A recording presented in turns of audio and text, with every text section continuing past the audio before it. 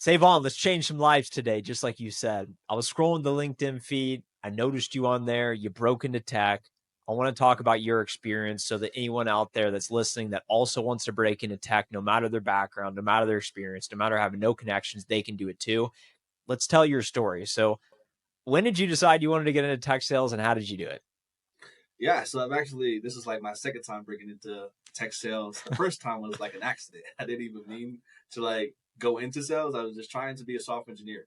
Like during COVID, I had no opportunities, was broke as you could be. I needed an opportunity to get ahead. And so I come across this website called Career Karma. They navigate me to go into a boot camp program. It's for software engineering. I do that for 5 months. And at the end of the program, I got curious about what Career Karma was and joined one of their live hosted online meetings, kind of like a Twitter Spaces type thing. Jumped in there, shared my energy. The host was like, "Hey, you're so energetic. You might as well just apply here." I was like, "Okay." So I did. Worked at Career Karma for 10 months.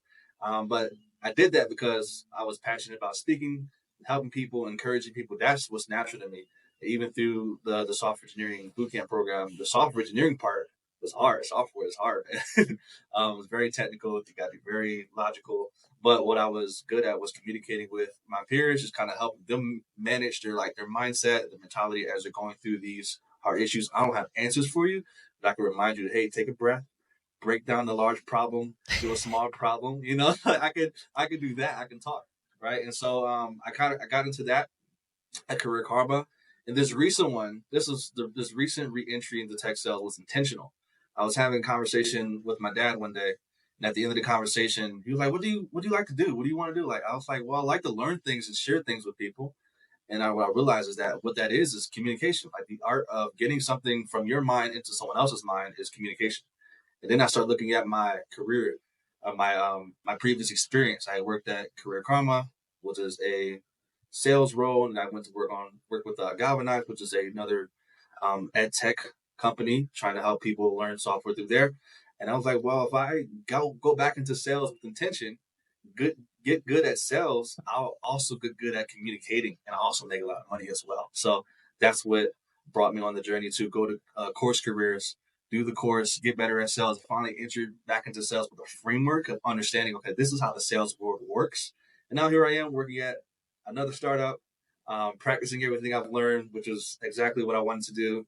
And so I'm in sales, getting good at that, but I also have the intention of just mastering communication through sales. How has tech sales impacted your life? It's been a journey of like constant growth, and it also shows me like the importance of applying information, right? I think we're taught to always be learning, and that learning is good. Like when you go to school, like you're tested, you get a test, and like you pass the test, or you are able to successfully recite the information from your head, you get a grade. It's like, yay, knowing is good enough when you're in school. But in real life, you're rewarded for what you're able to actually do, right? And so I think what sales does is that it challenges me to actually utilize stuff that I know, to put it to practice, and because it's what you can do, the results you can get that show your experience as a salesperson, that get you the results that you want to have in your career. And I think it's challenged me to actually utilize the information that I have and put it to use.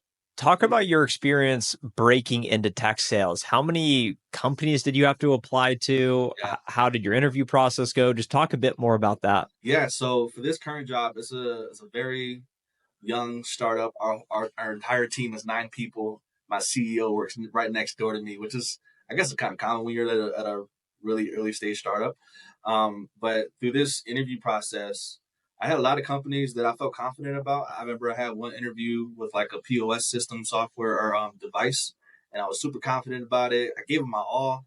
They eventually came back and was like, "Hey, you were great, but we had someone who was slightly better." So in this round of job search, I kept getting hit in the head with just like, "Hey, you're great or you're cool, but you're not good enough." And you start to see like, you start to come face to face with the reality of competition.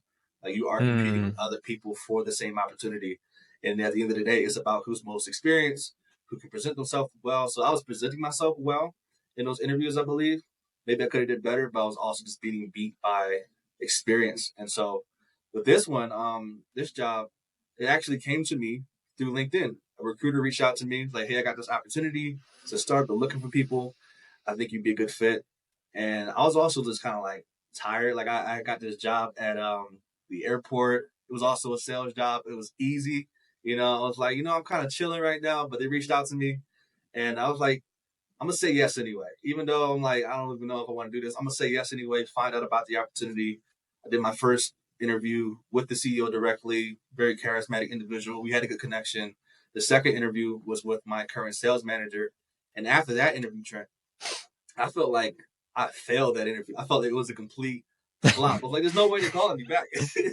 He asked me questions. He was like, so how would you approach prospecting for this role? And I really didn't like think about that question for whatever reason. I was just like, let me just figure out an answer on the spot. And I said some words. I said something that sounded good enough, I guess. And then I was, to my surprise, they invited me to a third interview, and I got to meet the COO and the CTO at the same time in like a little conference room.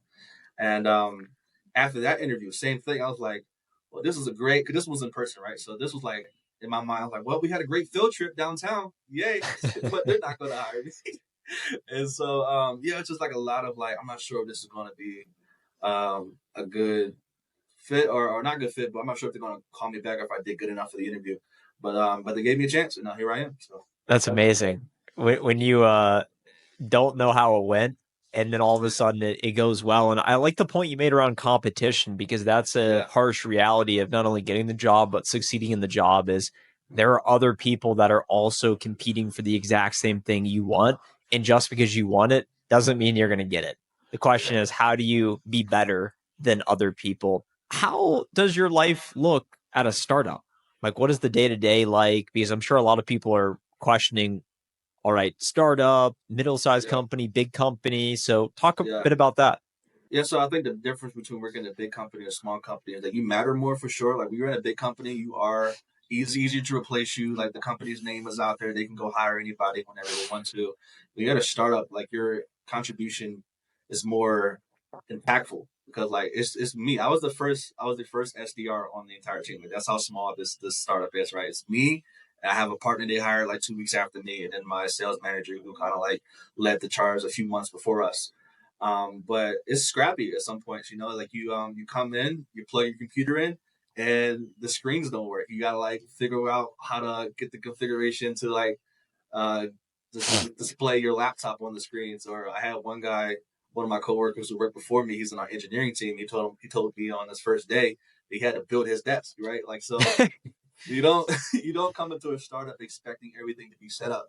You come into a startup with the mindset of like you are going to be what is the future infrastructure of the company. You are going to be the one who figures things out and tries things, fails, and you're going to write the documentation that's going to be the future training of whoever comes to that department. So you're really just building it from the ground up. You got to build the plane as you fly it. Basically, you are the infrastructure of the team. What you're going to do and what you're going to like document is going to be the future, like the documentation for the training of the new people when they come in, right? Like you are building everything from the ground up, so nothing is set in place, and so you got to be ready to like get in the weeds of things and figure things out, try and fail. There is no how has this been done before. Let's follow that. Like you are the person doing the things and figuring it out, so that future colleagues or future people who join the team will know what to do and how to function within the team. What advice would you have for someone that wants to break into tech sales? I would say you got to be willing to work really hard to learn this stuff. To give you an idea of what I did, like I had a regimented schedule. I woke up, I studied for an hour, hour and a half, went to the gym for 30 minutes, traveled an hour and a half to work, studied during that time.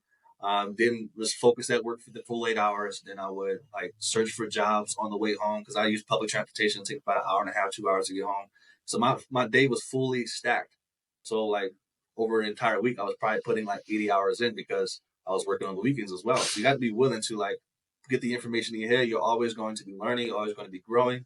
And I believe that one of the most impactful things I heard, because I listen to Andy Elliott a lot, he says that the only way that salespeople can get better is through rehearsal, is through saying words out of your mouth. So if you want to get good at this, practice writing scripts, practice delivering things, take some time to think about what you're going to say in responses to objections. Maybe if you have a colleague, pull them to the side and try to do some mock calling with them. There's also software out there, or Glen Coco is a great platform that a lot of SDRs are coming up into now, where they can go ahead and actually practice their sales skills in a real sales environment. Commission only, you do get paid though, and it's a great place to like really experience what the SDR experience is like, in a place where you can't really get fired. You know what I mean? I really like that advice. And the final question is, what's your review on Course Careers for someone that is questioning, okay, well, I want the information. Where is the information? What information? Course Careers is an option. So what would be your review? Yeah, CourseCareers was great. Like I said, I had about a year of sales experience before I got into CourseCareers. So, but that year was me kind of winging it. Like I knew to do calls and do emails and stuff, but I never did any training, never read any books. I was trying to figure it out while I was in just the busyness of doing the actual job. But what CourseCareers did for me was give me an actual framework to help me understand like where I am or how the sales world works. So I now had methodologies, understand the psychology of people and connection and stuff like that going through the books that were part of the program. So I definitely recommend CourseCareers because it's a great way to get an understanding of the full landscape of what the SDR role is and to give you that foundation that you're going to need when you are entering into that first sales role. So definitely recommend it. Well said. Well, Saivon, thanks so much for being here today. I've linked the free tech sales intro course from Course Careers in the description below for anyone that wants to learn more, and keep crushing it in your role with the startup. Will do. Appreciate you taking the time to have me on. Yep. Pleasure.